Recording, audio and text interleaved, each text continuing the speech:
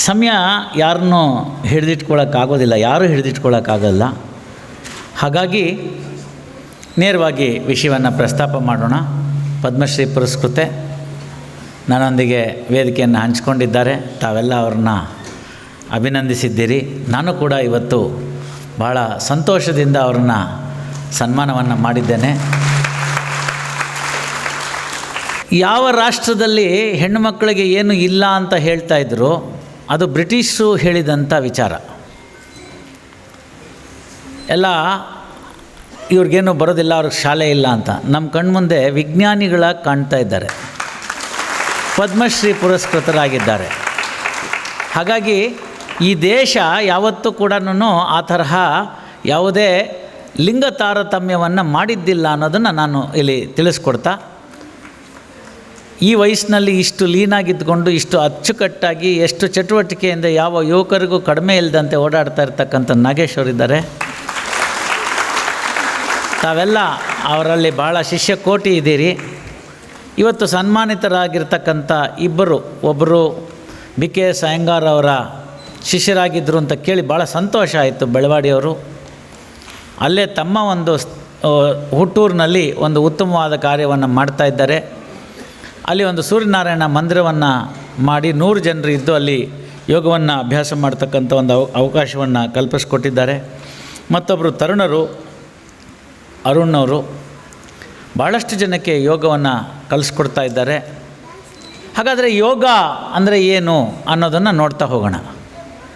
ಯೋಗ ಅನ್ನೋ ಪದ ಸಂಸ್ಕೃತದ ಯುಜ್ ಅನ್ನೋ ಧಾತುವಿಂದ ಬಂದಿರತಕ್ಕಂಥ ಪದ. ಯುಜ್ ಅಂತಂದರೆ ಒಟ್ಟಿಗೆ ಸೇರಿಸ್ತಕ್ಕಂಥದ್ದು ಅಥವಾ ವರ್ಕ್ ಇನ್ ಟ್ಯಾಂಡಮ್ ಅಂತ ಕರಿತಬೋದು ಇಂಗ್ಲೀಷ್ನಲ್ಲಿ. ಎಲ್ಲವನ್ನು ಒಂದು ಸಮತೋಲಿತವಾಗಿ ಒಂದು ಯಂತ್ರ ನಡಿಬೇಕಾದ್ರೆ ಎಲ್ಲವೂ ಕೂಡ ಅದರ ಬಿಡಿಭಾಗಕ್ಕೂ ಕೂಡ ಹೇಗೆ ಕೆಲಸವನ್ನು ಮಾಡಬೇಕು, ಹಾಗೆ ಈ ದೇಹ ಅನ್ನೋ ಒಂದು ಯಂತ್ರವನ್ನು ಸುಲಲಿತವಾಗಿ, ಸಕ್ಷಮವಾಗಿ, ಸುರಕ್ಷಿತವಾಗಿ, ಆರೋಗ್ಯಪೂರ್ಣವಾಗಿ ನಡೆಸೋದಕ್ಕೆ ಬೇಕಾಗಿರ್ತಕ್ಕಂಥ ಮಾರ್ಗವೇ ಯೋಗ ಅಂತ ಸಿಂಪಲ್ಲಾಗಿ ಹೇಳ್ಬೋದು ಅಷ್ಟೆ.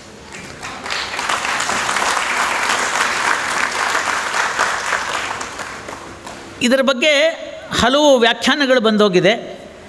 ಆ ವ್ಯಾಖ್ಯಾನಗಳಲ್ಲಿ ನಮಗೆ ಉಪಲಬ್ಧವಿರ್ತಕ್ಕಂಥದ್ದು, ದಯಮಾಡಿ ಇದನ್ನು ಅರ್ಥ ಮಾಡ್ಕೊಳ್ಳಿ. ಇದರ ಬಗ್ಗೆ ಬಹಳ ಪುರಾತನವಾಗಿರ್ತಕ್ಕಂಥ ವಿಚಾರಗಳು ನಮಗಿದ್ರೂ ಕೂಡ ಉಪಲಬ್ಧವಾಗಿರ್ತಕ್ಕಂಥ ಒಂದು ಸೂತ್ರ ಅಂತಂದರೆ ಅದು ಮಹರ್ಷಿ ಪತಂಜಲಿ ಅವರು ಅಲ್ಲಿಂದ ನಮಗೆ ಸಿಗ್ತಕ್ಕಂಥದ್ದು ಒಂದು ಉಪಲಬ್ಧವಾಗಿರ್ತಕ್ಕಂಥದ್ದು. ಇದಕ್ಕೂ ಹಳೇದು ಬೇಕಾದಷ್ಟು ಇದೆ ಅಂತ ಪತಂಜಲಿ ಅವರೇ ತಮ್ಮ ಒಂದು ಕೃತಿನಲ್ಲಿ ಹೇಳ್ಕೋತಾರೆ. ಹೆಚ್ಚಿನ ಮಾಹಿತಿಗಾಗಿ ತಾವು ಅಜಿತ್ ಕುಮಾರ್ ಅವರ ಯೋಗ ಪ್ರವೇಶಿಕ ಅಂತ ಒಂದು ಪುಸ್ತಕ ಇದೆ, ಅದನ್ನು ಓದಿದ್ರೆ ತಮಗೆಲ್ಲ ಗೊತ್ತಾಗುತ್ತೆ. ಮೊನ್ನೆ ದಿವಸ ಹೇಳಿದ್ದೇನೆ, ಅದು ಈಗ ಔಟ್ ಆಫ್ ಪ್ರಿಂಟ್ ಆಗಿದೆ ಅಂತ ತಿಳಿದು ಬಂತು. ನಮ್ಮ ಸ್ನೇಹಿತರಿಗೆ ಹೇಳಿದ್ದೀನಿ ರೀಪ್ರಿಂಟ್ ಮಾಡಿಸಿ ಅಂತ, ಬೇಕಾದಷ್ಟು ಜನಕ್ಕೆ ಇಷ್ಟಪಡ್ತಾರೆ ಅಂತ. ಸ್ವಚ್ಛ ಕನ್ನಡದಲ್ಲಿ ಅಚ್ಚುಕಟ್ಟಾಗಿ ಬರೆದಿರ್ತಕ್ಕಂಥ ವಿಚಾರ ಅದು. ನಾನು ಕೂಡ ಅದನ್ನು ಓದಿ ತಿಳ್ಕೊಂಡಿರ್ತಂಥದ್ದನ್ನೇ ತಮ್ಮ ಮುಂದೆ ತಿಳಿಸ್ತಾ ಇರ್ತಕ್ಕಂಥದ್ದು.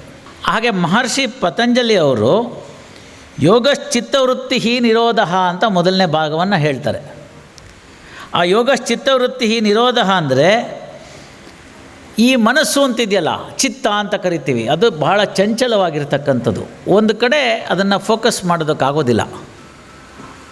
ಎನರ್ಜಿ ಯಾವಾಗ ಫೋಕಸ್ ಆಗಲ್ಲ ಆಗ ಸ್ಕ್ಯಾಟರ್ ಆಗುತ್ತೆ. ಸ್ಕ್ಯಾಟರ್ ಆಯಿತು ಅಂತಂದರೆ ಸ್ಕ್ಯಾಟರ್ಡ್ ಎನರ್ಜಿನಲ್ಲಿ ಬೇಕಾಗಿರ್ತಕ್ಕಂಥ ಪವರ್ ಇರೋದಿಲ್ಲ. ಆ ಎನರ್ಜಿನೆಲ್ಲ ಒಂದು ಕಡೆ ಫೋಕಸ್ ಮಾಡಿ ಅದನ್ನು ಪವರ್ ಥರ, ಲೇಸರ್ ಥರ ಒಂದೇ ದಿಕ್ಕಿನಲ್ಲಿ ಹೋಗಿ ಎಷ್ಟು ದೂರ ಆದರೂ ಸರಿ ಹೊಡಿತೀನಿ ಅಂತಕ್ಕಂಥದ್ದನ್ನು ಬೇಕಾಗಿರ್ತಕ್ಕಂಥದ್ದನ್ನು ಪ್ರಯತ್ನಪೂರ್ವಕವಾಗಿ, ಮನಪೂರ್ವಕವಾಗಿ ನಾವೆಲ್ಲರೂ ಕೂಡ ಇಟ್ಕೊಳ್ತಕ್ಕಂಥ ಮಾರ್ಗ ಏನಿದೆ ಅದನ್ನು ಯೋಗ ಅಂತಕ್ಕಂಥದ್ದನ್ನ ನಾವು ಕಂಡುಹಿಡ್ಕೋಬೋದಾಗಿದೆ. ಅಂದರೆ ನಾವು ಯುಜ್ ಅನ್ನೋ ಧಾತುಗೆ ಎಷ್ಟು ಚೆನ್ನಾಗಿ ಅರ್ಥ ಬರ್ತಾ ಇದೆ ಅಂತ ವ್ಯಾಖ್ಯಾನ. ಅದರ ಅರ್ಥ ಏನಾಗ್ತಾ ಇದೆ ಅಂತಂದರೆ, ಯಾವ ಜಿಮ್ ಬೇಕಾಗಿಲ್ಲ, ಯಾವ ಜಿಮ್ಮು ಬೇಕಾಗಿಲ್ಲ, ಅದೆಲ್ಲ ಈಗಿನ ಕಾಲದವ್ರು ಮಾಡ್ಕೊಂಡಿರೋದು. ಓಡಿ ಓಡಿ ಓಡಿ ಓಡಿ ಟ್ರೆಡ್ಮಿಲ್ ಸವಿಯುತ್ತೆ ಹೊರತು ಮನುಷ್ಯ ಒಂದು 100 ಗ್ರಾಮ್ ಕೂಡ ಕಮ್ಮಿ ಆಗೋದಿಲ್ಲ. ಆದ್ದರಿಂದ ಜಿಮ್ ಅಂತಕ್ಕಂಥದ್ದು ಪಾಶ್ಚಾತ್ಯರು ಕಂಡುಹಿಡ್ಕೊಂಡಿರ್ತಕ್ಕಂಥದ್ದು. ಜಿಮ್ ಇಲ್ದಲ್ಲೇ ದೇಹವನ್ನು ಸಕ್ಷಮವಾಗಿ, ಆರೋಗ್ಯಕರವಾಗಿ ಇಟ್ಕೊಳ್ತಕ್ಕಂಥ ಮಾರ್ಗವನ್ನು ಕಂಡುಹಿಡ್ಕೊಂಡಿದ್ರು ನಮ್ಮ ಜನ, ನಮ್ಮ ದೇಶ, ನಮ್ಮ ಸಂಸ್ಕೃತಿ ನಮ್ಮ ಧರ್ಮದಲ್ಲಿ ಇದನ್ನು ಹೇಳಿದರು, ಶರೀರಮಿದಂ ಖಲು ಧರ್ಮ ಸಾಧನಂ ಅಂತ. ಹಾಗಿರ್ತಕ್ಕಂಥದ್ರಿಂದ ಶರೀರ ಮಾಧ್ಯಮ ಅಂತಲೂ ಕೆಲವು ಕಡೆ ಇದೆ. ಅದನ್ನು ಯಾಕೆ ನಾನು ಅದನ್ನು ಹೇಳೋಕ್ಕೆ ಇಷ್ಟಪಡ್ತಾ ಇದ್ದೀನಿ ಅಂದರೆ, ಇವ್ಯಾವುದು ಯಂತ್ರೋಪಕರಣಗಳಿಲ್ಲದೆ ಇದ್ದಾಗಲೂ ಕೂಡ ಶತಾಯು ವಜ್ರದೇಹಾಯ ಅಂತ, ನಿಂಬಕಂ ದಳಭಕ್ಷಣಂ ಅಂತ. ಅಂದರೆ ಯುಗಾದಿ ದಿವಸ ನಾವು ತೆಗೆದುಕೊಳ್ತಕ್ಕಂಥ ಬೇವು ಬೆಲ್ಲ ಇತ್ತಲ್ಲ, ಶತಾಯು ವಜ್ರದೇಹಾಯ ಅಂತ.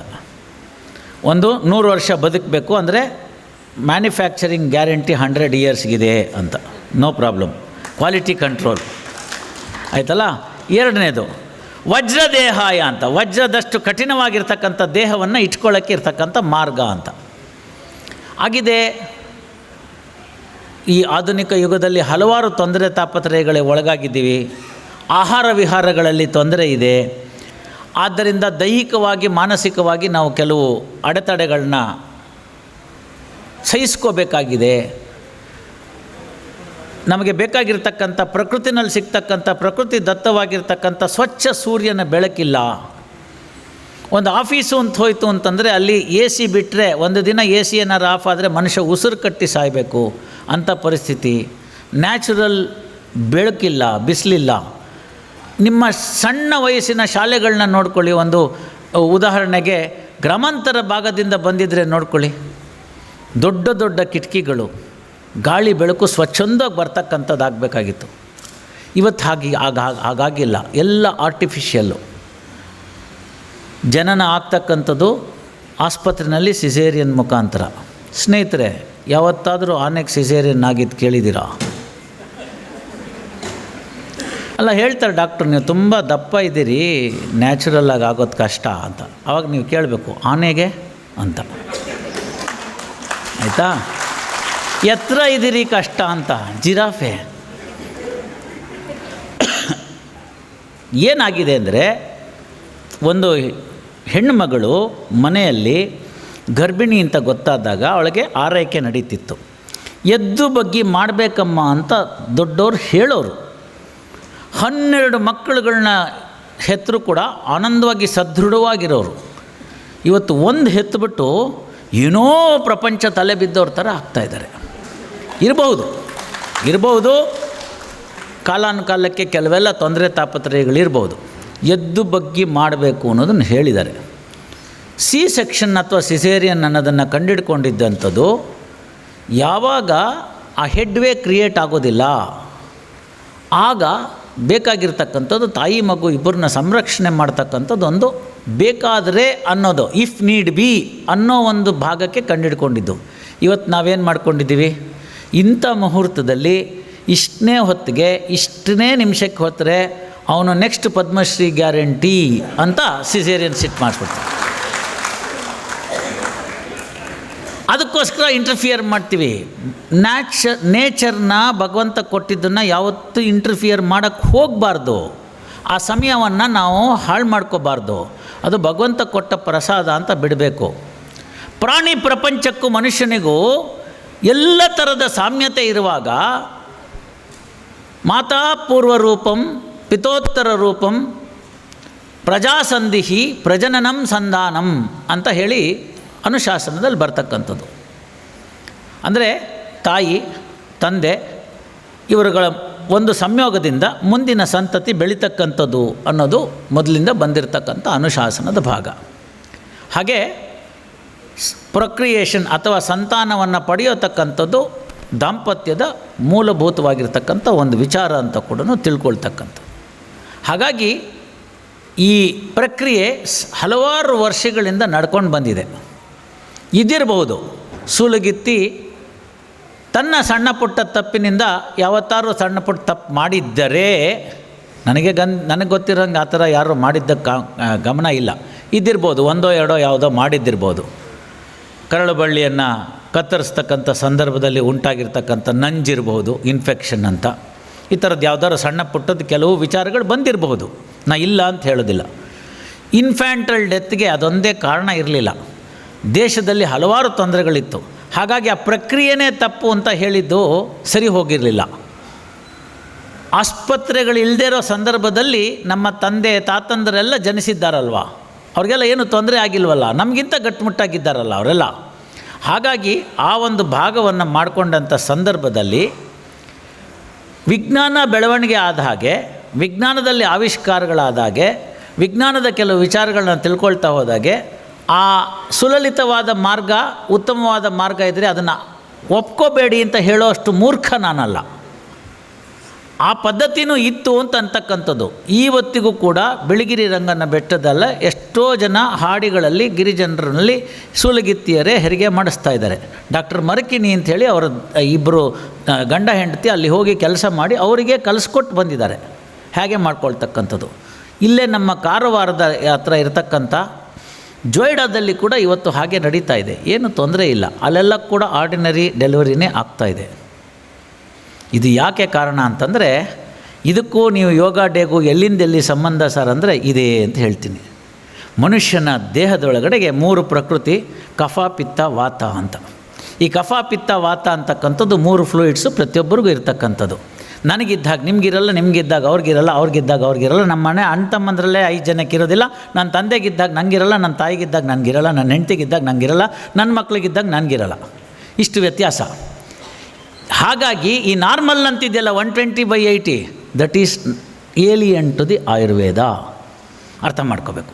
ಅವರವರ ದೇಹ ಪ್ರಕೃತಿಗೆ ಸಂಬಂಧಪಟ್ಟಾಗೆ ಈ 3 ಗುಣಗಳೇನಿದೆ, ಕಫ ಪಿತ್ತ ವಾತ ಅನ್ನತಕ್ಕಂಥದ್ದು, ಅದು ವ್ಯತ್ಯಾಸ ಆಗ್ತಾ ಇದ್ದ ಹಾಗೆ ಅದರಲ್ಲಿ ದೋಷಗಳುಂಟಾಗುತ್ತದೆ. ಯಾವುದು ತ್ರಿದೋಷಗಳು ಉಂಟಾಗುತ್ತದೋ ಆ ತ್ರಿದೋಷಗಳನ್ನು ಕಂಟ್ರೋಲ್ ಮಾಡೋದಕ್ಕೆ ತ್ರಿಫಲ ಅಂತ ಹೇಳಿದೆ. ಅಳಲೆಕಾಯಿ, ತಾರೆಕಾಯಿ, ನಲ್ಲಿಕಾಯಿ. ಇದು ಯೋಗ. ಇವತ್ತು ನೀವು ಆಯುರ್ವೇದಕ್ಕೆ ಹೋಗಿ ಮೊದಲನೇ ದಿನ ಕ್ಲಾಸಲ್ಲಿ ಕೂತ್ಕೊಂಡ್ರೆ ಇದನ್ನೇ ನಿಮ್ಗೆ ಹೇಳ್ಕೊಡೋದು. ಅಂದರೆ ಇದನ್ನು ಕಂಟ್ರೋಲ್ ಮಾಡೋದಿದೆಯಲ್ಲ, ಒಬ್ಬ ಮನುಷ್ಯ ನಡ್ಕೊಂಡು ಬರುವಾಗ ಅವ್ನು ನಡ್ಕೊಂಡು ಬರೋ ಸ್ಟೈಲಲ್ಲಿ ಇವನಿಗಿಂತ ಕಾಯಿಲೆ ಇದೆ ಅಂತ ಹೇಳಿದಂಥ ಡಾಕ್ಟ್ರನ್ನ ನಾನು ನೋಡಿದ್ದೀನಿ. ಅವರ ಮೊಮ್ಮಗ ಈಗಲೂ ಬೆಂಗಳೂರಿನಲ್ಲಿ ಪ್ರಾಕ್ಟೀಸ್ ಮಾಡ್ತಾ ಇದ್ದಾರೆ. ಅವರ ಮಗಳು ಅಂದರೆ ಮರಿಮಗಳು, ಅವಳು ಕೂಡ ಈಗ ಪ್ರೊಫೆಸರ್ ಆಗಿದ್ದಾಳೆ ಆಯುರ್ವೇದದಲ್ಲಿ.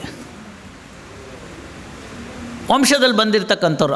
ಆ ತಾತನ ನೋಡಿದ್ದೀನಿ, ಅವರ ಮಗನ ನೋಡಿದ್ದೀನಿ, ಅವರ ಮಗನ ನೋಡಿದ್ದೀನಿ, ಅವರ ಮಗಳನ್ನ ನೋಡಿದ್ದೀನಿ ನಾನು. ಯಾಕೆ ನಿಮ್ಗೆ ಹೇಳ್ತಾ ಇದ್ದೀನಿ ಅಂತಂದರೆ, ಈ ದೋಷಗಳನ್ನು ಔಷಧವಿಲ್ಲದೇ ಸರಿಪಡಿಸ್ಕೊಳ್ಳೋದು ಹೇಗೆ ಅಂತ.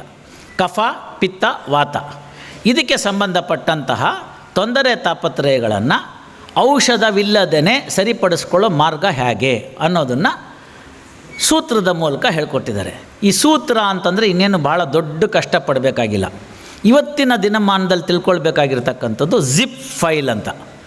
ಕಂಪ್ಯೂಟರ್ ಲ್ಯಾಂಗ್ವೇಜಲ್ಲಿ ಜಿಪ್ ಫೈಲ್ ಅಂತಿದೆಯಲ್ಲ, putting it everything into the one small pocket and zip it ಅಂತ.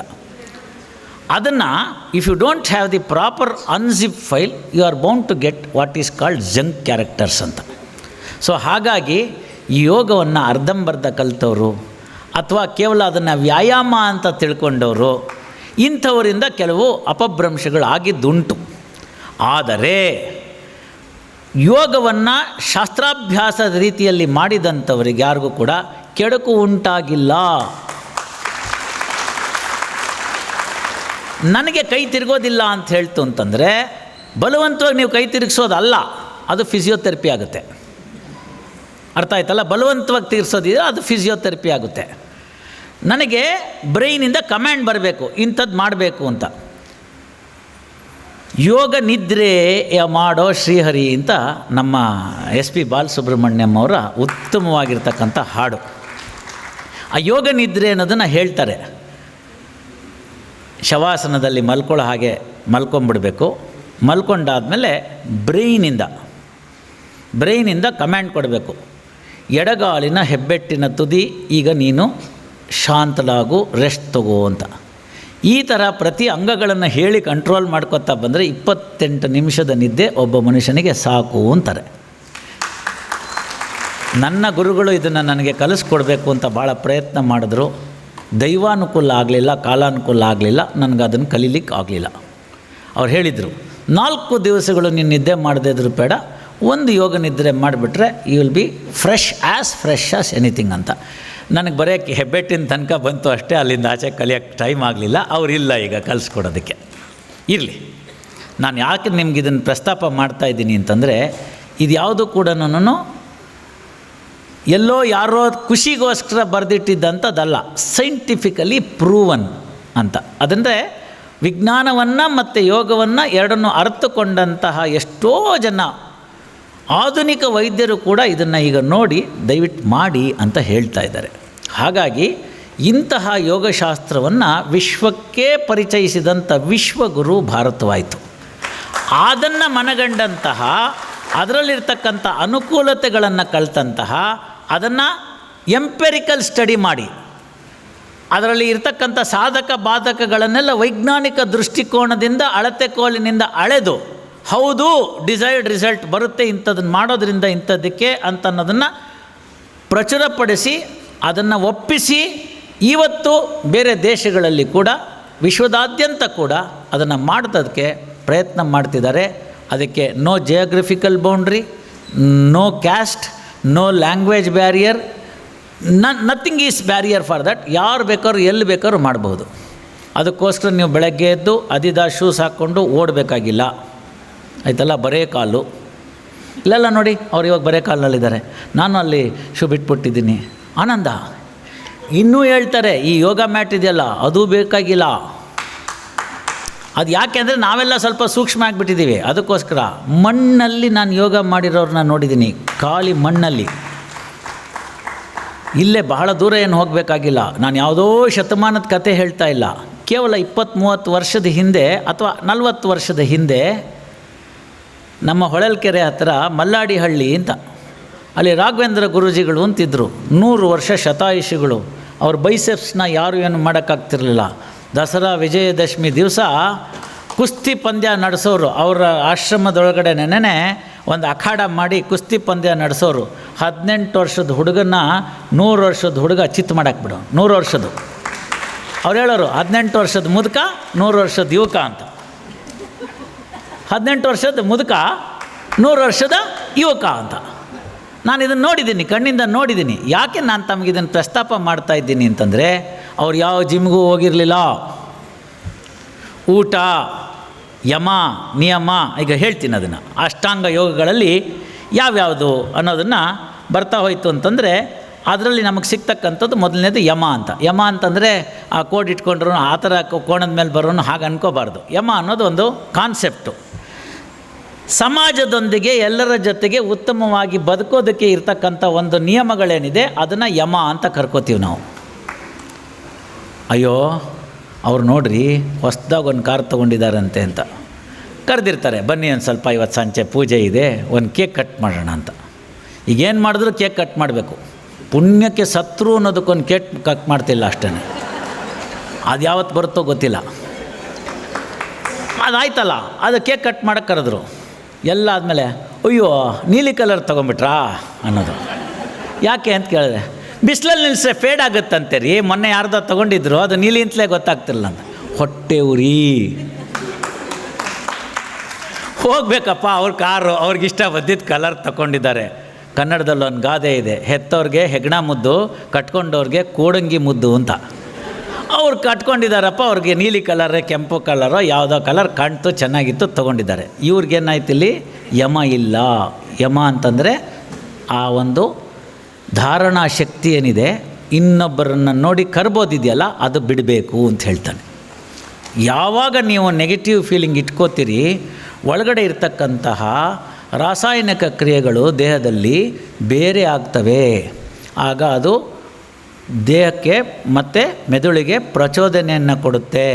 ಇಲ್ಲಿ ಯಾರಾದರೂ ವೈದ್ಯರಿದ್ದರೆ ಗೊತ್ತಾಗುತ್ತೆ, ಪಿಟ್ಯೂಟರಿ ಅಂತ ಇಲ್ಲಿದೆ, ಅದು ಪಿಟ್ಯೂಟರಿ ಅಂತ ಅನ್ನೋದು ಇಲ್ಲಿದೆ. ಅದಕ್ಕೆ ಟೆಂಪಲ್ ಬೋನ್ ಅಂತ ಕರಿತೀವಿ, ಪಿಟ್ಯೂಟರಿ ಅಂತ. ಆ ಪಿಟ್ಯೂಟರಿ ಏನು ಕೆಲಸ ಅಂತಂದರೆ, ಅಳು, ನಗು, ಸಂತೋಷ, ಇದೆಲ್ಲ ಅದರದ್ದೇ ಕೆಲಸ. ಎಂಡೋಕ್ರೈನ್ ಗ್ಲ್ಯಾಂಡ್ಸ್ ಅಂತ, ನಿರ್ನಾಳ ಗ್ರಂಥಿಗಳು ಅಂತ 5ನೇ ಕ್ಲಾಸಲ್ಲಿ ಹೇಳ್ಕೊಟ್ಟಿರ್ತಾರೆ. ಆಮೇಲೆ ಮರ್ತು ಬಿಡ್ತೀವಿ. ಅವತ್ತು 5 ಬಂದವಳಿಗೆ ಇವತ್ತು ಏನಮ್ಮ ವಾಟ್ ಈಸ್ ಎಂಡೋಕ್ರೈನಾಲಜಿ ಅಂದರೆ ಯಾವನಿಗೆ ಗೊತ್ತು? ಅವತ್ತು 5 ನಂಬರ್ ಬೇಕಾಗಿತ್ತು, ಪಾಸ್ ಮಾಡಿದ್ದೀನಿ, ಮುಗಿದೋಯ್ತು. ಅದನ್ನು ತಿಳ್ಕೊಳ್ಳಲ್ಲ. ಇದನ್ನು ಯಾವ ಗ್ರಂಥಿಗಳಿಂದ ದೇಹದಲ್ಲಿ ನೇರವಾಗಿ ರಕ್ತಕ್ಕೆ ಸೇರಿಕೊಳ್ಳುತ್ತೆ, ಟ್ಯೂಬ್ ಇಲ್ದಲ್ಲೇ. ಅದಕ್ಕೆ ನಾವು ನಿರ್ನಾಳ ಗ್ರಂಥಿಗಳು ಅಂತ ಕರಿತಿದ್ದೀವಿ. ಉದಾಹರಣೆಗೆ ಲಿವರ್ ಇದೆ, ಲಿವರಲ್ಲಿ ಉತ್ಪಾದನೆ ಆಗ್ತಕ್ಕಂಥ ಎಲ್ಲ ರಾಸಾಯನಿಕಗಳು ಕೂಡ ಒಂದು ಟ್ಯೂಬ್ ಮುಖಾಂತರ ಬಂದು ಒಂದು ಸಂಪ್ ಟ್ಯಾಂಕ್ ಇಟ್ಕೊಂಡಿರ್ತೀವಿ ಇಲ್ಲಿ, ಗಾಲ್ ಬ್ಲ್ಯಾಡರ್ ಅಂತ. ಆ ಗಾಲ್ ಬ್ಲ್ಯಾಡರಲ್ಲಿ ತುಂಬಿಕೊಂಡಿರುತ್ತೆ. ಯಾವಾಗ ಬೇಕೋ ಅವಾಗ ಮಾತ್ರ ಕೊಡುತ್ತೆ ಪಂಪ್ ಆನ್ ಮಾಡಿದಾಗ. ಅದು ಪಂಪ್ ಆನ್ ಮಾಡೋದು ಎಲ್ಲಿ ಅಂತಂದರೆ ಅದಕ್ಕೆ ಯಾವ ನಲ್ಲಿನೂ ಇಲ್ಲ, ಯಾವ ಸ್ವಿಚ್ಚು ಇಲ್ಲ.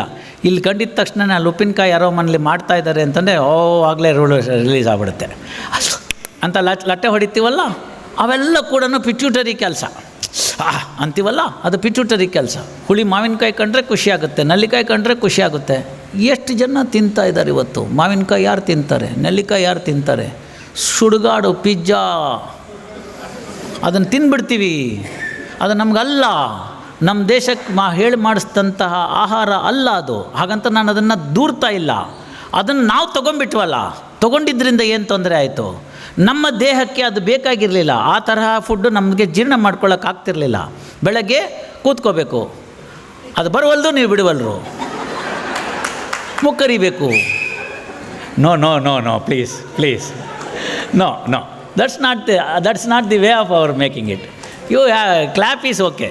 No whistle. I can also whistle. Okay, right. Now the problem ಏನಾಯಿತು? ಈ ಥರ ನಮಗೆ ಬೇಡದೇ ಇರೋದೆಲ್ಲ ತೊಗೊಂಬಿಟ್ವಿ ನಾವು. ಬೇಡದೇ ಇರೋದೆಲ್ಲ ತೊಗೊಂಬಿಟ್ಟಿದ್ರಿಂದ ಆ ಬ್ಯಾಲೆನ್ಸ್ ಏನಿತ್ತು, ಬಯೋಲಾಜಿಕಲ್ ಬ್ಯಾಲೆನ್ಸು, ಅದು ಡಿಸ್ಟರ್ಬ್ ಆಗೋಯ್ತು. ಆ ಬಯೋಲಾಜಿಕಲ್ ಬ್ಯಾಲೆನ್ಸ್ ಡಿಸ್ಟರ್ಬ್ ಆಗಿದ್ದರಿಂದ ಈ ದೇಹ ಅಡಾಪ್ಟೇಷನ್ಗೆ ಹೋಗ್ತಾ ಇದೆ. ಅಡಾಪ್ಟೇಷನ್ ಮೋಡ್ ಅಂತ ಅದೊಂದು ಕೂಡ ಪ್ರಕ್ರಿಯೆ. ಆ ವಾತಾವರಣಕ್ಕೆ, ಆಹಾರಗಳಿಗೆ ಇತ್ಯಾದಿಗಳಿಗೆಲ್ಲ ಹೊಂದಾಣಿಕೆ ಆಗುವಂಥ ಟ್ರಾನ್ಸಿಷನ್ ಪೀರಿಯಡ್ಗೆ ಹೋಗ್ತಾ ಇದ್ದೀವಿ ನಾವು. ಆ ಟ್ರಾನ್ಸಿಷನ್ ಪೀರಿಯಡ್ನಲ್ಲಿ ಆಗ್ತಕ್ಕಂಥ ಏರ್ಪೇರಿಂದ ನಮಗೆ ಹಲವಾರು ತೊಂದರೆಗಳಾಗ್ತಾಯಿದೆ. ಶುದ್ಧ ನೀರಿಲ್ಲ, ಶುದ್ಧ ಗಾಳಿ ಇಲ್ಲ, ಶುದ್ಧ ಬೆಳಕಿಲ್ಲ, ಆಹಾರ ಕ್ರಮ ಸರಿಯಾಗಿಲ್ಲ, ವಿಹಾರ ಕ್ರಮ ಸರಿಯಾಗಿಲ್ಲ. ಯಮ ಅಂತಂದರೆ ಉತ್ತಮವಾಗಿ ಹೇಗೆ ಬದುಕಬೇಕು ಅನ್ನೋದಕ್ಕೆ ಅರ್ಥ ಆಗ್ತಾಯಿಲ್ಲ. ತಂದೆ ತಾಯಿಗಳದ್ದು ತಪ್ಪಿದೆ. ನೋಡು 100 ನಂಬರ್ ತೊಗೊಂಡ, ನೀನು ಏನಕ್ಕಿದೆಯಾ ನೋಡಿ ಎದುರುಗಡೆ ಮನೆ ವೀಣನ್ನ ಅಂತ. ಈ ಹುಡುಗ ಉತ್ತರ ಕೊಟ್ಟ, ವೀಣನ್ ನೋಡೇ ನಾನು ಫೇಲ್ ಆಗಿದ್ದು ಅಂತ. ಇನ್ನೇನು ಮಾಡಬೇಕು? 5 ಬೆರಳು ಒಂದು ಸಮ ಇಲ್ಲ. ನೀವು ಅರ್ಥ ಮಾಡ್ಕೊಳ್ಳಿ, 5 ಬೆರಳು ಒಂದು ಸಮ ಇಲ್ಲ. ಮಕ್ಕಳನ್ನ ಮಾರ್ಕ್ಸ್ ತೆಗೆಯೋ ಮಿಷಿನ್ ಮಾಡಬೇಡಿ. ಹುಟ್ಟಿದ್ದು ಸಿಸೇರಿಯನ್ನಾಗಿ, ಸಾಯೋದು ICUನಲ್ಲಿ. ನೀವು ಬೆಳೆಸೋದು ಹೆಂಗೆ? ನೀವಿಬ್ಬರು ಕೆಲಸ ಮಾಡಬೇಕು ಅಂಥೇಳಿ, ಅಥವಾ ಮನೇಲಿ ನಾನು TV ನೋಡಬೇಕು ಅಂತೇಳಿ, ಅಥವಾ ಜಿಮ್ಗೆ ಹೋಗ್ಬೇಕು ಅಂತ ಹೋಗಲಿ, ಇನ್ನೇನಕ್ಕೋ ಹೋಗ್ಬೇಕು ಅಂತ ಹೋಗಲಿ, ತೊಗೊಂಡೋಗಿ ಇದಕ್ಕೆ ಬಿಟ್ಬಿಡ್ತೀವಿ, ಬೇಬಿ ಸಿಟ್ಟಿಂಗ್ ಸೆಂಟರ್ಗೆ. ಕನ್ನಡದಲ್ಲಿ ಬರೆದ್ಬಿಟ್ಟಿದ್ರು ಒಬ್ಬರು ಪುಣ್ಯಾತ್ಮರು, ಶಿಶುಪಾಲನಾ ಕೇಂದ್ರ ಅಂತ. ನಾನು ಹೇಳಿದೆ, ಅಮ್ಮ ಹೆಸರಾರು ಚೇಂಜ್ ಮಾಡಿ ಶಿಶು ವಿಹಾರ ಅಂತಲೂ ಏನಾದ್ರು ಮಾಡಿ ಅಂತ. ಯಾಕೆ ಅಂತಂದರು, ಶಿಶುಪಾಲ ಅಂತ ಇದೆ. ಶಿಶುಪಾಲನ ಹತ್ರ ಕೇಂದ್ರದಲ್ಲಿ ಕಲ್ತ ಮೇಲೆ ಮುಂದೆ ಅದು ಇನ್ನೇನು ರಾಕ್ಷಸ ಆಗ್ದಲ್ಲೇ ಮನುಷ್ಯನ ಆಗುತ್ತೆ, ನಿಮ್ಮನ್ನು ವೃದ್ಧಾಶ್ರಮಕ್ಕೆ ಬಿಡೋದು ಅಂತ. ತಮಾಷೆಗಿರಬಹುದು, ತಮಾಷೆ ಆದರೂ ಕೂಡ ತಾಯಿ ಪ್ರೀತಿ ಇಲ್ಲ. ಅದು ಬಿದ್ದರೆ ಅಮ್ಮ ಅಂತ ಕೂಗುತ್ತೆ ಹೊರತು ಟೀಚರ್ ಅಂತ ಕೂಗೋಕ್ಕಾಗತ್ತಾ? ಇಲ್ಲ. ಸೌಂದರ್ಯ ಕೆಟ್ಟೋಗುತ್ತೆ ಅಂಥೇಳಿ ತಾಯಿ ಹಾಲನ್ನು ಕುಡಿಸ್ತಾ ಇಲ್ಲ ಹೆಣ್ಮಕ್ಳು. ಅದಿವತ್ತು ಇದರಿಂದ ತೊಗೊಂಬರ್ಬೇಕಂತೆ, ಸ್ಟೋರೇಜಿಂದ. ಯಾವ ಕರ್ಮಾರಿ, ಯಾವ ಕರ್ಮಾರಿ. ಹೀಗೆ ನೋಡಿ, ಆ ಒಂದು ಆತ್ಮೀಯತೆ ಏನಿರುತ್ತೆ, ಬಾಂಧವ್ಯ ಏನಿರುತ್ತೆ, ಹೊಕ್ಕಳು ಬಳ್ಳಿನಲ್ಲಿ ಬಂದಂಥದ್ದು, ಅದು ಮುಂದೆ ಸ್ತನ್ಯಪಾನದಿಂದ ಹೆಚ್ಚು ಬಾಂಡೇಜ್ ಗಟ್ಟಿಯಾಗುತ್ತೆ. ಆ ಕ್ಷಣದಿಂದ ಮಹಾಭಾರತದಲ್ಲಿ ಉಲ್ಲೇಖ ಬರುತ್ತೆ. ನೀವೆಲ್ಲ ಹೋಗಿ ಮೂಲ ಮಹಾಭಾರತವನ್ನು ಓದಿ, ಅಲ್ಲಿ ದುರ್ಯೋಧನ ಸತ್ತ ಅಂತಂದರೆ ಇಲ್ಲಿ ಅವನ ದುರ್ಯೋಧನನ ತಾಯಿ ಭಾನುಮತಿಯಿಂದ ರಕ್ತವನ್ನು ಸ್ತನದಿಂದ ಬಂತು ಅಂತ ಹೇಳ್ತಾರೆ. ಪ್ರಚೋದನೆಗಳು ಆ ರೀತಿ ಮಾಡ್ತಾ ಇದ್ದವು. ಹಾಲು ಬರಬೇಕಾದ ಜಾಗದಲ್ಲಿ ಆ ಭಾವೋದ್ವೇಗ ಆ ರೀತಿಯಾಗಿ ಬಂತು ಅಂತ ಹೇಳ್ತಾರೆ. ಸಣ್ಣ ಮಟ್ಟಿನ ಉತ್ಪ್ರೇಕ್ಷೆ ಅಂತ ಅನಿಸಿದ್ರೂ ಕೂಡ ನಿಮ್ಗೆ ಅನಿಸ್ತಾ ಇರುತ್ತೆ ತಾಯಿಗೆ, ಯಾಕೋ ಮಗ ಬಂದಿಲ್ಲ ಇವತ್ತು, ಏನಾದರೂ ಹೆಚ್ಚು ಕಮ್ಮಿ ಆಗಿದೆಯಾ ಅಂತ. ಇದೆಲ್ಲ ಯಮ ಅಂತಕ್ಕಂಥ ಒಂದು ಭಾಗದಲ್ಲಿ ಬರುತ್ತೆ. ಎರಡನೇದೇ ನಿಯಮ ಅಂತ. ಈ ಯಮವನ್ನು ಸಾಧಿಸಬೇಕಾದ್ರೆ ನಾವೊಂದು ಡಿಸಿಪ್ಲಿನ್ ಲೈಫಿಗೆ ಬರಬೇಕು, ಸೆಲ್ಫ್ ಡಿಸಿಪ್ಲಿನ್ ಇರಬೇಕು. ಆ ಸೆಲ್ಫ್ ಡಿಸಿಪ್ಲಿನ್ ಬರೋದಕ್ಕೆ ಏನು ಮಾಡಬೇಕು ಅಂದರೆ, ಮೊಟ್ಟ ಮೊದಲನೇದು ಬಾಹ್ಯದಲ್ಲಿರ್ತಕ್ಕಂತಹ ಆ ಕೊಳೆಯನ್ನು ತಳ್ಕೊಳ್ಳೋದಕ್ಕೆ ನೈರ್ಮಲ್ಯ ಅಂತ, ಸ್ನಾನ ಅಂತ. ಇವತ್ತಿಗೂ ನೋಡಿ, ನಿಮಗೆ ಯಾವ ನದಿನಲ್ಲಪ್ಪ ನಿಮ್ಗೆ ಬಿಸಿನೀರು ಮಾಡಿದ್ದಾನೆ, ಅಲ್ಲಿಗೆ ಹೋಗಬೇಕು, ಸ್ನಾನಕ್ಕೆ ಇಷ್ಟ ಆಗುತ್ತೆ ನಿಮಗೆ. ಮನೇಲಿ ಮಾತ್ರ ಬಿಸಿನೀರು, ತಣ್ಣೀರು ಸ್ನಾನ ಮಾಡಬೇಕು ಅಂತ ಯೋಗದಲ್ಲಿ ಹೇಳಿದೆ. ಬಿಸಿನೀರು ಒಳ್ಳೆಯದಲ್ಲ ಅಂತ ಹೇಳಿದೆ. ನಾನು ಕೂಡ ಬಿಸಿನೀರೇ ಮಾಡ್ತೀನಿ. ಯಾಕೆ ಸರ್ ಮಾಡ್ತೀರಾ ಅಂದರೆ, ದರಿದ್ರ ಅಭ್ಯಾಸ ಆಗ್ಬಿಟ್ಟಿದೆ. ಎಷ್ಟೋ ಸಂದರ್ಭದಲ್ಲಿ ನಾವು ತಣ್ಣೀರು ಮಾಡ್ತೀವಿ. ಇವತ್ತೇನೋ ಮನೆಯಲ್ಲಿ ವಿಶೇಷ ಕಾರ್ಯ ಇತ್ತು, ಒಂದು ಬಕೆಟ್ ತಣ್ಣೀರು ಸ್ನಾನ ಮಾಡಿದ್ದೀನಿ, ಏನೂ ಆಗಿಲ್ಲ ನೋಡಿ, ಧೈರ್ಯವಾಗಿ ನಿಂತಿದ್ದೀನಿ, ಏನೂ ಆಗೋದಿಲ್ಲ. ಸುಮ್ಮನೆ ಅವೆಲ್ಲ ಹೇಳ್ತಕ್ಕಂಥದ್ದು. ಬದ್ರಿನಾಥದಲ್ಲಿ ಅಂಥ ಚಳಿನಲ್ಲಿ ಆ ನದಿನಲ್ಲಿ ಸ್ನಾನ ಮಾಡಿದ್ರು ನಮ್ಮ ತಂದೆಯವರು. ನಾನು ಮಾಡಿದೆ ಅವ್ರ ಜೊತೆಗೆ, ಅವರೆಲ್ಲಿ ಬಿದ್ದುಬಿಡ್ತಾರೋ ಅಂತ ಹಿಡ್ಕೊಳ್ಳೋಕ್ಕೆ ಅಂತ. ಏನಾಗಿತ್ತು, ಆ ಚಳಿನಲ್ಲಿ ಸ್ವಲ್ಪ ಚಳಿ ಆಯಿತು, ಆಗಬೇಕಾಗುತ್ತೆ. ಚಳಿ ಆಗಿದ್ದರಿಂದ ನಾನು ಇನ್ನೂ ಮನುಷ್ಯ ಬದುಕಿದ್ದೀನಿ ಅಂತ ಗೊತ್ತಾಯಿತು. ಅದನ್ನು ಅರ್ಥ ಮಾಡ್ಕೊಳ್ಳಿ. ಸೊ ನೈರ್ಮಲ್ಯ ಮತ್ತು ಶಿಸ್ತನ್ನು ಇಟ್ಕೊಂಡ್ರೆ ಅದು ನಿಯಮದಲ್ಲಿ ಬರ್ತಕ್ಕಂಥ ಭಾಗ ಆಗುತ್ತೆ. ಅದರಲ್ಲಿ ಮಡಿ ಅಂತ ಹೇಳಿ ಹೀಗೆ ಹೇಳಿತೀವಲ್ಲ, ಮಡಿ ಅಂತಕ್ಕಂಥದ್ದನ್ನು ಬೇರೆ ಅರ್ಥದಲ್ಲಿ ತಿಳ್ಕೊಂಬಿಟ್ಟಿದ್ದಾರೆ ಈಗಿನ ಕಾಲದಲ್ಲಿ. ಅದಕ್ಕೆ ಪುರಂದರದಾಸರು ಕೂಡ ಹೇಳ್ತಾರೆ, ಮಡಿ ಮಡಿ ಮಡಿ ಎಂದೇ ಅಡಿಗಡಿಗೆ ಹಾರುತ್ತಿ ಮಡಿ ಮಾಡುವ ಬಗೆ ಬೇರುಂಟು ಅಂತ ಹೇಳ್ತಾರೆ. ಅದರಲ್ಲಿ ಶುಚಿತ್ವಕ್ಕೆ ಮಹತ್ವ ಕೊಡಬೇಕು ಅಂತ. ಎಲ್ಲಪ್ಪ ಲಾಸ್ಟ್ 2020 ಗ್ಯಾಪಿಸ್ಕೊಂಬಿಡಿ, ಅದೇನೋ ಫಿಸಿಕಲ್ ಡಿಸ್ಟೆನ್ಸು ಅಂತ ಹೇಳಿದ್ರಲ್ಲ, ಒಬ್ರನ್ನೊಬ್ರು ತಪ್ಕೊಂಬಿಡ್ಬೇಕಾಗಿತ್ತು. ಯಾಕೆ 5 ಅಡಿ ಅಂತ ನೀವು ಮಾಡಿದ್ರಿ? ಯಾಕೆ ಮಾಡಿದ್ರಿ? ಕೋವಿಡ್ಗೆ ಎದುರ್ಕೊಂಡು 5 ಅಡಿ ಅಂತ ದೂರ ಕೂಡಿಸಿದ್ರಲ್ಲ ಅಲ್ವೇ? ಯೋಚನೆ ಮಾಡಬೇಲ್ವೇ? ನೋಡಿ, ನೆಕ್ಸ್ಟ್ ಏನಾಯಿತು ಅಂದರೆ ತೃಪ್ತಿ ಅಂತ ಒಂದು ಪದ ಇದೆ. ತುಂಬ ಜನಕ್ಕೆ ಮಕ್ಕಳಿಗೆ ಹೆಸರು ಇಟ್ಟಿದ್ದಾರೆ ತೃಪ್ತಿ ಅಂತ. ಇಲ್ಲೊಂದು ನಮ್ಮ ನೃಪತುಂಗ ರೋಡಲ್ಲಿ ತೃಪ್ತಿ ರೆಸ್ಟೋರೆಂಟ್ ಅಂತಿತ್ತು. ನನಗೇನು ಯಾವತ್ತೂ ತೃಪ್ತಿ ಆಗಲಿಲ್ಲ ಅಲ್ಲಿ. ತೃಪ್ತಿ ಅಂತಕ್ಕಂಥದ್ದು ಏನು ಅನ್ನೋದು ಬರಬೇಕು ಅಂತಂದರೆ ಯೋಗ ಮಾಡಿದ್ರೆ ಮಾತ್ರ ತೃಪ್ತಿ ಬರುತ್ತೆ.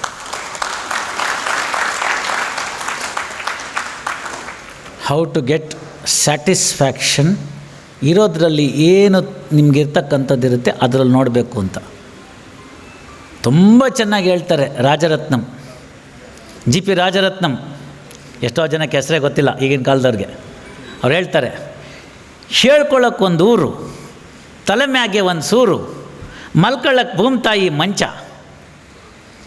ನಗನಗ್ತ ಪುಟ್ನಂಜಿ, ಕೊಟ್ಬಿಟ್ರೆ ಉಪ್ಪುಗಂಜಿ, ಮುಗಿದೋಯ್ತು ರತ್ನನ್ ಪ್ರಪಂಚ ಅಂತ. ಏನಾಗ್ತಿದೆ? ಡೈನಿಂಗ್ ಟೇಬಲ್ ಮೇಲೆ ಇಟ್ಟಿದ್ದೀನಿ, ನಾನು ಕಿಚಿ ಪಾರ್ಟಿಗೆ ಹೋಗಿದ್ದೀನಿ, ಊಟ ಮಾಡ್ಕೊಂಡು ಇದ್ಬಿಟ್ಟಿರಿ, ಬೇಗ ಆದಷ್ಟು ಬೇಗ ಬಂದುಬಿಡ್ತೀನಿ.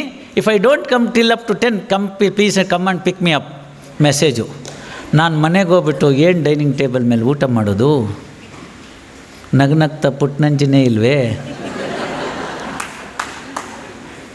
ತೃಪ್ತಿ is A state, mental state. ಅದನ್ನು ತಿಳಿಸ್ಕೊಡೋದಕ್ಕೆ ಆ ಒಂದು ಭಾಗಕ್ಕೆ ಹೋಗಬೇಕು ಅಂತಂದರೆ, ಇದ್ದಿದ್ರಲ್ಲಿ ಸಿಗಬೇಕು ಅಂತಂದರೆ, ಅದರೊಳಗಡೆಗೆ ನಾನು ಸಂತೋಷ ಕಾಣ್ಕೋಬೇಕು ಅಂತಾದರೆ it is A state of mind. ಆಗ ನೀವು ಆಚರಿಸಬೇಕಾಗಿರ್ತಕ್ಕಂಥದ್ದೇ ನಿಯಮ ಅಂತ. ಮೂರನೇದು ಆಸನ ಅಂತ. ಯೋಗಾಸನಕ್ಕೆ ಭಾಳ ಮುಖ್ಯವಾಗಿರ್ತಕ್ಕಂಥ ಒಂದು ಪದ ಆಸನ ಅಂತಂದರೆ it's not a posture, please understand. Ashtanga ಯೋಗದಲ್ಲಿ ಆಸನ ಅಂತಂದರೆ ಮೀನಿಂಗು ಪೋಸ್ಚರ್ ಅಲ್ಲ. ಆಸನ ಅಂತಂದರೆ ದೈಹಿಕ ಆರೋಗ್ಯ ಮತ್ತು ಏಕಾಗ್ರತೆಗಾಗಿ ದೀರ್ಘಕಾಲ ಸ್ಥಿರ ಮತ್ತು ಆರಾಮದಾಯಕವಾಗಿ ಕೂತ್ಕೋಬೇಕು. ಅರ್ಧ ಮತ್ಯಾಸನದಲ್ಲಿ ಎಷ್ಟು ಜನ 5 ನಿಮಿಷದ ಮೇಲೆ ಕೂತ್ಕೊಳ್ಳೋಕ್ಕಾಗುತ್ತೆ ಹೇಳಿಪ್ಪ? ಪದ್ಮಾಸನದಲ್ಲಿ ಎಷ್ಟು ಜನ ಕೂತ್ಕೊಳ್ಳೋಕ್ಕಾಗುತ್ತೆ ಹೇಳಿಪ್ಪ ಅಮ್ಮ? ಅಯ್ಯೋ, very good, she sits arse together, fine, wonderful. ಅಂದರೆ ಮೊದಲನೇ ದಿನ ಏನಾಗಿತ್ತು, ಕೊನೆ ದಿನಕ್ಕೆ ಏನಾಗಿದೆ ಅಂತಂದರೆ, your muscles are train to sit in this posture for all time to come ಅಂತ. You understand this? So this is the idea of what is called asana ಅಂತ. ಆಸನಕ್ಕೆ ಯಾಕೆ ಆ ಪ್ರಾಮುಖ್ಯತೆಯನ್ನು ಕೊಟ್ಟಿದ್ದಾರೆ ಅಂತಂದರೆ, ಆ ಭಾಗದ ದೇಹಕ್ಕೆ ರಕ್ತ ಸಂಚಾರ ಸುಗಮವಾಗಿ ಆಗಬೇಕು ಅಂತ. ಅದು ಯಾವಾಗ ಆಗಲ್ವೋ ಆಗ ನೋವಾಗುತ್ತೆ. ಯಾರಿಗಾರು ನೋವಾಗಿಲ್ಲ ಅಂದರೆ ಅವನು ಸ್ಟ್ರೆಚ್ ಮಾಡಿಲ್ಲ ಅಂತ ಅರ್ಥ. Please understand. ನೀವು ಸ್ಟ್ರೆಚ್ ಮಾಡಿಲ್ಲ ಅಂತ ಹೇಳ್ತು ಅಂತಂದರೆ ನಿಮಗೆ ನೋವಾಗಿಲ್ಲ ಅಂತ. ಹೀಗೆ ನೀವು ಬಗ್ಗಿ ಕೂತ್ಕೋಬೇಕು ಅಂತಂದರೆ ಇಲ್ಲಿ ಎಳಿಬೇಕು, ತೊಡೆದು ಸ್ನಾಯು ಎಳಿಬೇಕು. ಇನ್ನೂ ಸ್ವಲ್ಪ ಬಗ್ಬೋದು, ಪ್ಯಾಂಟ್ ಹರಿದೋದ್ರೆ ಅಂತ ಭಯ.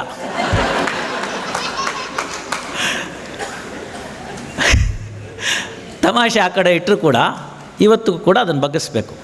ನನ್ನ ಶ್ರೀಮತಿ 2 ಕಾಲನ್ನು ಚಾಚಿ 2 ಕಾಲನ್ನು ಕೈದು ಹೆಬ್ಬೆರಳು ಹಿಡಿದು ತಲೆನ ಗಲ್ಲನ್ನು ನೆಲಕ್ಕೆ ತಾಕಿಸ್ತಾಳೆ. ಮೊನ್ನೆನೂ ಕೂಡ ತಾಕಿಸಿದ್ಲು. 2003, 2008, 2020, 2025 ಅಂತ ಫೇಸ್ಬುಕ್ಕಲ್ಲಿ ಫೋಟೋ ಹಾಕೋಬೋದಲ್ಲ. ಅಂದರೆ ಈಗಲೂ ಸಕ್ಷಮವಾಗಿದ್ದೀನಿ ಅಂತ. ಜೋಕ್ಸ್ ಅಪಾರ್ಟ್, ಆ ಟ್ರೈನಿಂಗ್ ಕೊಟ್ಟಿದ್ದರೆ ಮಾತ್ರ ಮಸಲ್ಸ್ ಆ ಕೆಲಸ ಮಾಡುತ್ತೆ. ಟ್ರೈನಿಂಗ್ ಕೊಟ್ಟಿಲ್ಲದೆ ಇದ್ದರೆ ಆಗ್ತಿರಲಿಲ್ಲ ನಿಮ್ಮ ಕೈನಲ್ಲಿ ಅದು ಮಾಡೋಕ್ಕೆ. ಬಿಗಿನಿಂಗ್ನಲ್ಲಿ ಕಷ್ಟ.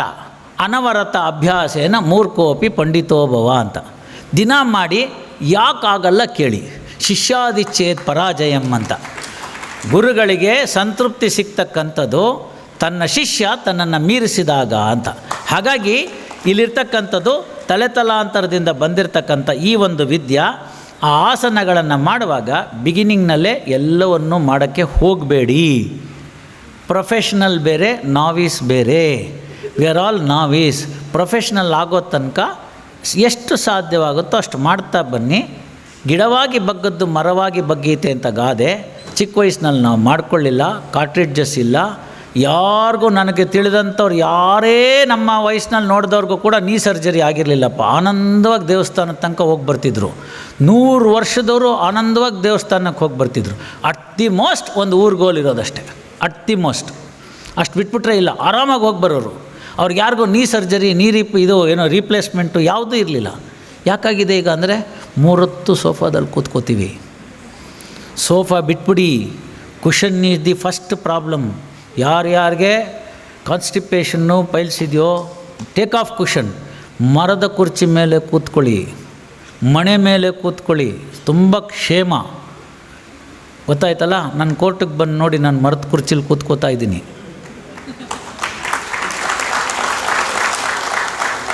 ಚಕ್ಕಂಬಕ್ಲ ಹಾಕಿ ಕೂತ್ಕೊಂಡ್ಬಿಟ್ರೆ ಷಟ್ ಚಕ್ರದಲ್ಲಿ 3 ಚಕ್ರ ಕಂಟ್ರೋಲಿಗೆ ಬರುತ್ತೆ. ಅದಕ್ಕೆ ನಾವು ಅದನ್ನ ಸುಖಾಸನ ಅಂತ ಕರೆದ್ವಿ. 6 ಚಕ್ರಗಳಲ್ಲಿ 3 ಚಕ್ರದ ನಿಯಂತ್ರಣ ಬರೇ ಒಂದು ಕೂತ್ಕೊಳ್ಳೋ ರೀತಿನಲ್ಲಿತ್ತು ಅಂತಂದರೆ ಎಷ್ಟು ಕಂಡಿಡ್ಕೊಂಡಿರಬೇಡ ನಾವು ಟ್ರಯಲ್ ಆ್ಯಂಡ್ ಎರರ್ಸ್ನಲ್ಲಿ. ಇದು ಆಸನದ ವಿಶೇಷ. ನೆಕ್ಸ್ಟು ಪ್ರಾಣಾಯಾಮ. ಬಹಳ ಹಿಂದಕ್ಕೆ ಸುಮಾರು ಒಂದು 60-70 ವರ್ಷದ ಕೆಳಗಡೆ ಇದೇ ಮಲ್ಲಾಡಿಹಳ್ಳಿ ರಾಘವೇಂದ್ರ ಗುರುಜಿಗಳು ಬರೀ 8 ಆಣಿಗೆ ಪ್ರಾಣಾಯಾಮ ಅನ್ನೋ ಪುಸ್ತಕ ಬರೆದು ಪ್ರಿಂಟ್ ಮಾಡಿದರು. 50 ಪೈಸಾ ನಮ್ಮವರಾಗಿ ತಗೊಳ್ಳಿಲ್ಲ. ರಾಮ್ ದೇವ್ ಬರೋ ತನಕ ಯಾರಿಗೂ ಪ್ರಾಣಾಯಾಮ ಅನ್ನೋದು ಇದೇನೋದೇ ಗೊತ್ತಿರಲಿಲ್ಲ. ಯಾರ್ಯಾರು ಬೆಳಗ್ಗೆ ಹೊತ್ತು ಸಂಧ್ಯಾ ವಂದನೆ ಮಾಡ್ತಾರೋ ಅವರಿಗೆಲ್ಲ 3 ಸರ್ತಿ ಸಂಧ್ಯಾ ವಂದನಲ್ಲಿ ಪ್ರಾಣಾಯಾಮ ಬರುತ್ತೆ. 3 ಸರ್ತಿ ಆಚಮನ, 3 ಸರ್ತಿ ಪ್ರಾಣಾಯಾಮ ಬರುತ್ತೆ. ನಾವು ಸುಮ್ಮನೆ 3 ಸರ್ತಿ ಹೋಗಿ ಹಿಡ್ಕೊಂಡು 3 ಚಪ್ಪಾಳೆ ತಟ್ಬಿಟ್ಟು ಚಿಟಿಕೆ ಹೊಡೆದ್ರೆ ಆಗೋಯ್ತು ಅಂದ್ಬಿಟ್ವಿ. ಅಲ್ಲ, ಇಲ್ಲಿಂದ ತೆಗೆದುಕೋ, ಹಿಡ್ಕೋ, ಪೂರ್ತಿ ಆ ಮಂತ್ರ ಹೇಳೋ ತನಕ ನೀನು ಮೂಗಲ್ಲೇ ಉಸಿರನ್ನ ಇಟ್ಕೊಂಡಿರಬೇಕು ಅಂತ ಹೇಳಿರ್ತಿದ್ರು. ಕುಂಭಕವನ್ನು ಹೇಳಿದ್ರು. ಅದು ನಮಗೆ ಗೊತ್ತಿಲ್ಲ. ಹೆಂಗೆ ಮಾಡಬೇಕನ್ನೋ ಮಾಡಬೇಕು. ಯಾವುದೇ ವಿಚಾರ ತಿಳ್ಕೊಳ್ಳಿ ಇವರೇ, ಮೊದಲು ಅದು ರಿಚುವಲ್ ಆಗಬೇಕು. ತಪ್ಪಲ್ಲ. ಅಂದರೆ ಅಭ್ಯಾಸ ಮಾಡಿಸಿ ರಿಚುವಲ್ ಆಗಬೇಕು. ಅದು ನಿಮ್ಮ ನೆಕ್ಸ್ಟ್ ಲೆವೆಲ್ ಏನಿರಬೇಕು, ರಿಚುವಲಿಂದ ಸ್ಪಿರಿಚುವಲ್ ಆಗಬೇಕು. ಆವಾಗ ನೋಡಿ ಎಲ್ಲ ಸಾಧನೆಗಳು ಆಗ್ತಾ ಹೋಗುತ್ತೆ. ಪ್ರಾಣಾಯಾಮದ ವಿಶೇಷನೂ ಹಾಗೆ, ಉಸಿರಾಟದ ನಿಯಂತ್ರಣ ಅಂತ. ಇಲ್ಲಿಗೆ ಬಂದಿರೋರೆಲ್ಲರನ್ನೂ ಸ್ನೇಹಿತರೆ, including me, we have come with A boarding pass, return ticket. ಗೊತ್ತಾಯ್ತಲ್ಲ. ಆದರೆ ನಮಗೆ ಆ ಡೇಟು ಟೈಮು ಗೊತ್ತಿಲ್ಲ. ಅದೊಂದು ಗೊತ್ತಾಗ್ಬಿಟ್ಟಿದ್ರೆ ಮನುಷ್ಯ ಇನ್ನೇನೇನೇನೋ ಮಾಡಿಬಿಡೋನು. ಆ ಡೇಟು ಟೈಮು ಒಂದು ಗೊತ್ತಿಲ್ಲ. ಎಲ್ಲರೂ ಹೋಗಬೇಕು, ಬಂದವರೆಲ್ಲ ಹೋಗಬೇಕು, ಅದರಲ್ಲೇನು 2 ಮಾತಿಲ್ಲ. ಇಷ್ಟು ಶ್ವಾಸಗಳು ಅಂತಿದೆ, ಲೈಕ್ ಎ ಪಂಪ್.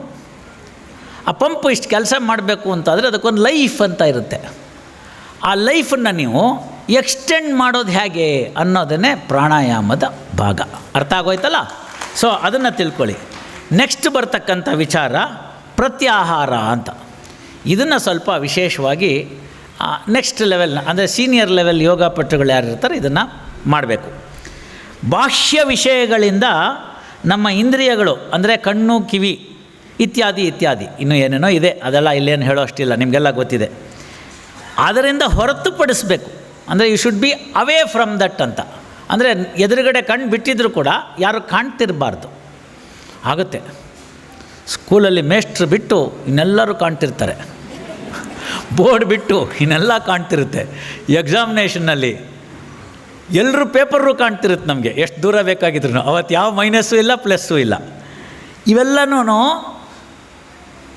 ಎನ್ನ ಕಿವುಡನ್ನು ಮಾಡಯ್ಯ ತಂದೆ, ಎನ್ನ ಕುರುಡನ್ನು ಮಾಡಯ್ಯ ತಂದೆ ಅಂತ ಬಸವಣ್ಣವ್ರು ಹೇಳಿದ್ರು ವಚನದಲ್ಲಿ. ಎನ್ನ ಕಿವುಡನ್ನು ಮಾಡಯ್ಯ ತಂದೆ ಅಂತ ವಚನದಲ್ಲಿ ಹೇಳಿದ್ರು ಬಸವಣ್ಣವರು. ಏನು ಹೇಳ್ತಾ ಇದ್ದಾರೆ? ಇದನ್ನೇ ಹೇಳಿದ್ದವರು, ಬಾಹ್ಯ ವಿಷಯಗಳಿಗೆ ಕಿವುಡನ್ನು ಮಾಡು ಅಂತ. ಅಂದರೆ to study yourself inside you ಅಂತ. ಅದನ್ನು ರಮಣ ಮಹರ್ಷಿಗಳು ನೀನು ಯಾರು ಅಂತ, ನಾನು ಯಾರು ಅಂತ ಪ್ರಶ್ನೆ ಹಾಕ್ಕೊಂಡು ಅದನ್ನು ಕಂಡುಕೊಳ್ಳೋ ಪ್ರಯತ್ನ ಮಾಡು ಅಂದರು. ಅದನ್ನು ದ ರಾ ಬೇಂದ್ರೆಯವರು ನಾನು ನೀನು ಆನು ತಾನು ನಾಲ್ಕು ನಾಕೆ ತಂತಿ ಅನ್ನೋ ಒಂದು ಪದ್ಯದಲ್ಲಿ ಬರೆದರು. ಎಷ್ಟು ಹುಡುಕ್ತಾ ಹೋಗಬೇಕು, ಹೆಂಗೆ ಸಿಗ್ತಾ ಹೋಗುತ್ತೆ. ಅದನ್ನು ನೋಡಿ ನೀವು ಆ ಪ್ರತ್ಯಾಹಾರದಲ್ಲಿ ನನ್ನ ಒಳಗಿನ ಆತ್ಮೋನ್ನತಿಗೆ ಗಮನವನ್ನು ವಹಿಸ್ತಕ್ಕಂಥದ್ದು ಅಂತ. ಈ ಮೊದಲು 3 ನೀವು ಮಾಡಿದ್ರೆ ನಿಮ್ಗೆ ಅನ್ಸಕ್ಕೆ ಶುರು ಆಗುತ್ತೆ, what ever that I have earned is waste, I need something for the living well, that's enough. ಆ ತೃಪ್ತಿ ಬರುತ್ತೆ.